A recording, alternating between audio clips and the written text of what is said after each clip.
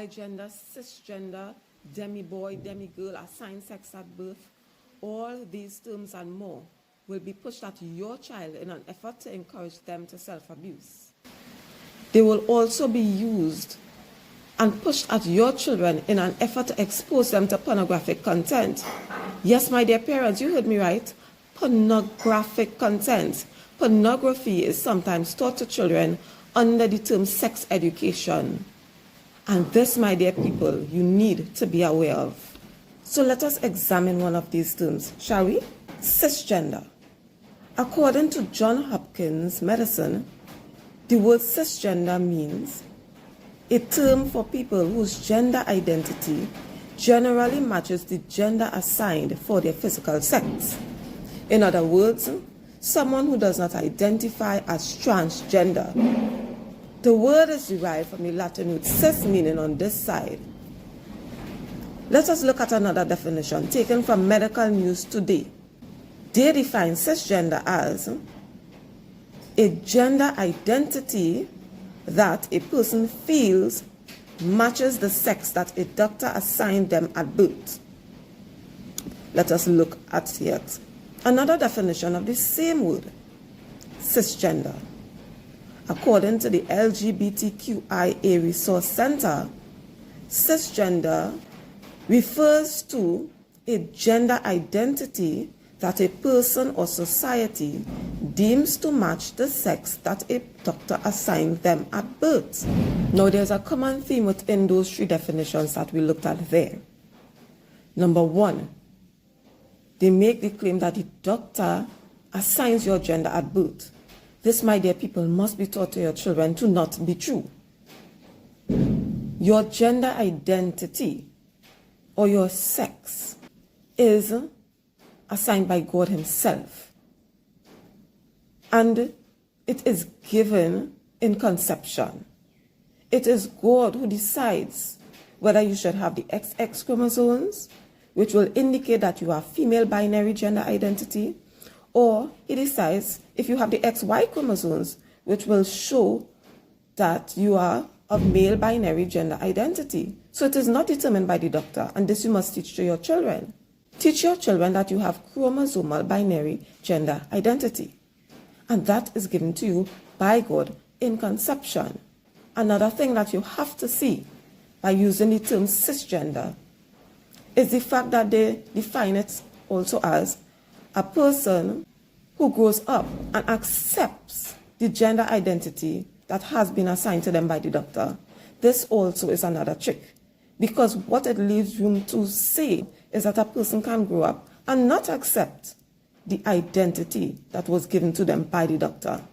And hence that child can now call themselves cisgender, demigender, demi-boy, demi-girl, gender fluid, and a whole source of other corruptions. This you must let your children know.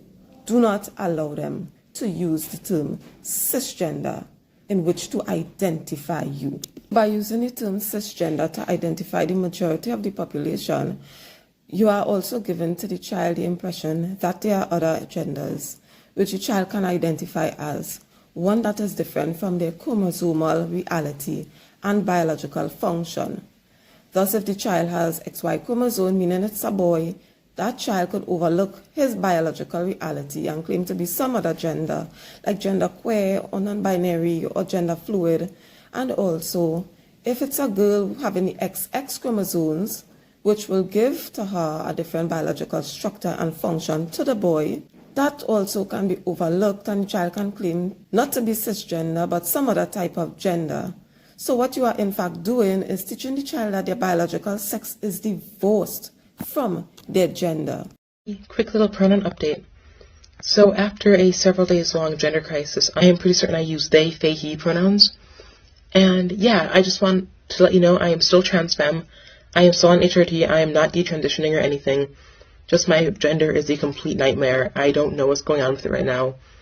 All I know is that these pronouns feel right to me. I don't really understand why. And the he makes me dysphoric if, like, a cis person uses it for me, or a person who doesn't really understand what my gender is. Because it's really not like he the way you use it for men. It's he in the masculine woman kind of way, which is kind of what my whole gender is going for. My whole gender is supposed to be girl who's trying to be a boy, not boy who's trying to be a girl. So yeah, I hope it makes sense. I'm really sorry if it makes no sense. So my dear people, do you see where this is going? By teaching the children this, you can also teach the child that they can transition to the true gender that he or she identifies as, which will usually involve mutilating themselves, all because they are not cisgender. Or they can take hormone blockers. They will teach them that the child can take hormone blockers, which will block their natural hormonal development, which in fact shows that they already have gender identity. And all that they are trying to do is really mimic another gender. And this is the danger in this, because all this filthy dreaming up of the various genders would now mean that they can teach a child various sex acts that goes along with these different non-reality genders. And this is where the pornography comes in. They teach the children pornography, and the cross-dressing comes in. Critical thinking skills are the largest component of porn literacy. It's the ability for young people to analyze and ask questions about the media that they're viewing. Porn is meant to sexually excite a viewer and create fantasy, right? So let's go ahead and start with elementary age youth. They teach the children that and tell them that all of this is gender expression. So what do we do now? Parents, say no to sex ed that teaches pornography to your children. Teach your children that sex is gender, and true gender identity is rooted in scientific reality because it is chromosomal and genetic. Let them know that when God created mankind, he likened us to have only two genders. Teach them that it is not in the power of man to change his gender. All man can do or try to do is suppress his natural development expression with the use of hormone or surgery. But the fact that he's seeking to suppress his natural development proves that they already have gender identity. And shall a man strive against his maker? Why is it that Eve conceived, but it was not Adam who conceived? Because the function and the ability to become pregnant is a binding characteristic of a woman, and shows that Eve had female binary biological gender identity or chromosomal gender identity as a woman. So Eve's gender identity was expressed by her ability to conceive. Adam's gender identity was expressed as his ability to impregnate his wife. We also saw that Eve declared that she had gotten a man-child from Yahweh. Eve merely declared what God gave to her. It was God who was responsible for assigning the gender of the child that was born by Eve. Doctors do the same. They cannot assign gender identity. They merely declare what they have already seen, that which God had already done. But there are two more things you must teach to your children.